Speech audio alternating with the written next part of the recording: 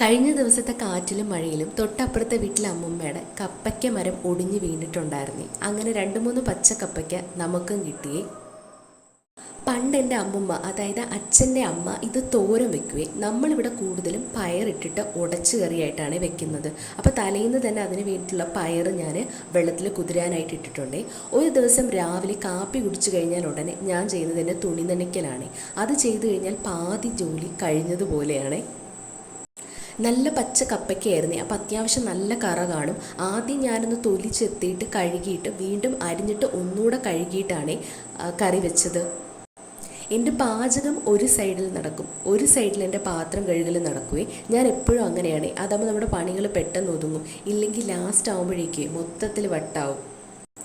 കഴിഞ്ഞ ദിവസം നമ്മൾ കുറച്ച് പ്ലം വാങ്ങിച്ചിട്ടുണ്ടായിരുന്നു. ഞാൻ ആദ്യമായിട്ടാണ് പ്ലം കഴിക്കുന്നത്. ചെറിയൊരു പുളിപ്പും മധുരമൊക്കെ ആയിട്ട് നല്ല ടേസ്റ്റായിരുന്നേ. നമ്മളിപ്പോൾ PCODയുടെ ഡയറ്റ് റീസ്റ്റാർട്ട് ചെയ്തല്ലോ. അപ്പോൾ അതുകൊണ്ട് തന്നെ എണ്ണ പലഹാരങ്ങൾ അങ്ങനെ കഴിക്കണ്ടെന്ന് വിചാരിച്ചിട്ട് മാക്സിമം ഞാൻ അവോയ്ഡ് ചെയ്യാനായിട്ട് നോക്കുന്നുണ്ട്. പക്ഷേ ചിലപ്പോൾ എൻ്റെ കൺട്രോൾ തെറ്റി 1-2 ഞാൻ കഴിക്കാറുമുണ്ട്. ഞാൻ ഡിഗ്രി ഫസ്റ്റ് ഇയർ പഠിക്കുന്ന സമയത്താണ് എനിക്ക് PCOD സ്റ്റാർട്ടായത്. നമ്മൾ വിചാരിക്കുന്ന പോലെ PCOD അത്രയ്ക്ക് സ്ട്രെസ് അടിക്കേണ്ട കാര്യമൊന്നുമില്ല. നമ്മുടെ ലൈഫ് സ്റ്റൈലിൽ ചെറിയ ചേഞ്ചസ് വരുത്തിയാൽ തന്നെ നമുക്കിത് കൺട്രോൾ ചെയ്യാവുന്നതേ ഉള്ളൂ. അപ്പോൾ ഞാൻ മോൾക്ക് വേണ്ടിയിട്ട് കുറച്ച് മുട്ടച്ചോറ് ഉണ്ടാക്കി. അതാകുമ്പോഴത്തേക്ക് നമ്മൾ ഫോഴ്സ് ചെയ്യാതെ തന്നെ ആൾ സ്വന്തമായിട്ട് കഴിച്ചോളും. പിന്നെ എനിക്ക് വേണ്ടിയിട്ട് ഒരു മുട്ട ഞാൻ പൊരിക്കുകയും ചെയ്തിട്ടുണ്ട്. അങ്ങനെ ഉച്ചത്തെ പണികളെല്ലാം കഴിഞ്ഞ് മോളെ ഉറക്കിയിട്ട് ഇന്നത്തെ നമ്മുടെ ക്ലീനിങ് പരിപാടി ഞാൻ തുടങ്ങിയിട്ടുണ്ടേ. നമ്മുടെ താഴത്തെ കബോർഡിലൊന്നും ടൈൽസ് ഇട്ടിട്ടില്ല. അതുകൊണ്ട് അധികം പാത്രങ്ങളൊന്നും നമുക്ക് അവിടെ വയ്ക്കാനായിട്ട് പറ്റൂലേ.